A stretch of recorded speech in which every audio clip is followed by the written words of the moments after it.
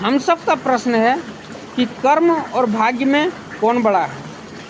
तो दोनों में तुलना नहीं किया जाता है, यह अतुलनीय है। दोनों उतना ही महत्वपूर्ण है, लेकिन एक स्थिति है जहाँ पे कर्म प्रधान होता है लेकिन भाग्य नहीं। भाग्य से आपको शरीर मिलता है, भाग्य से आपको धन मिलता है, भाग्य से आप वैसे घर में जन्म लेते हैं, लेकिन कर्म से आपकी जीवन तय होता है और आपका मृत्यु तय होता है और आपके मृत्यु के बाद की स्थिति तय होता है। तो दोनों ही महत्वपूर्ण हैं। अगर आप नंगड़ा पैदा हुए, अंधा पैदा हुए, कुल मिला के विकलांग पैदा हुए, तो आप क्या कर पाओगे जीवन में? कुछ हासिल नहीं कर पाओगे।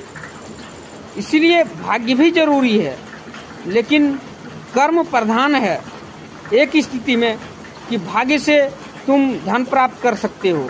जब आपका जीवन सही है, आपने सही स्थिति से जन्म ले लिया, सही घर में जन्म ले लिया, आप पूर्ण रूप से स्वस्थ हो, एक सामान्य मनुष्य की तरह हो, तो भाग्य से आप धन प्राप्त कर सकते हो, लेकिन भाग्य से सुख सुविधाएं प्राप्त कर सकते हो, लेकिन भाग्य से ईश्वर प्राप्त नहीं कर सकते हो। वहाँ कर्म महत्वपूर्ण हो जाता है। तुम्हें अगर ईश्वर के चरणों में, ईश्वर के हृदय में स्थापित होना है तो वहाँ कर्म जरूरी है। तुम्हें मृत्यु का प्रबंध करना है तो कर्म जरूरी है।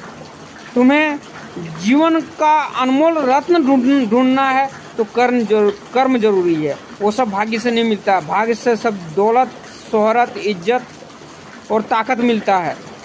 कर्म से ईश्वर, आत्मा, परमात्मा, मोक्ष और धन दौलत भी मिलते हैं। तो कर्म निश्चिंत प्रधान है, लेकिन जब आपका जन्म सही तरीके से हो गया हो इस दुनिया में तब। इसीलिए भाग्य भी कम नहीं है, भाग्य भी उतना ही जरूरी है जितना जरूरी कर्म है। लेकिन भाग्य सिर्फ जरूरी है लेकिन प्रधान नहीं है, प्रधान तो कर्म ही है। इसलिए ध्यान रखें दोस्तों, आपकी स्थिति कैसा भी हो, अपने कर्म पे जरूर नज़र बना के रखें। कर्म ही प्रधान है और वही तुम्हारा सत्य है, वही मूल है और वही तना है। जय श्री कृष्णा। आज का वीडियो इतना तक ही।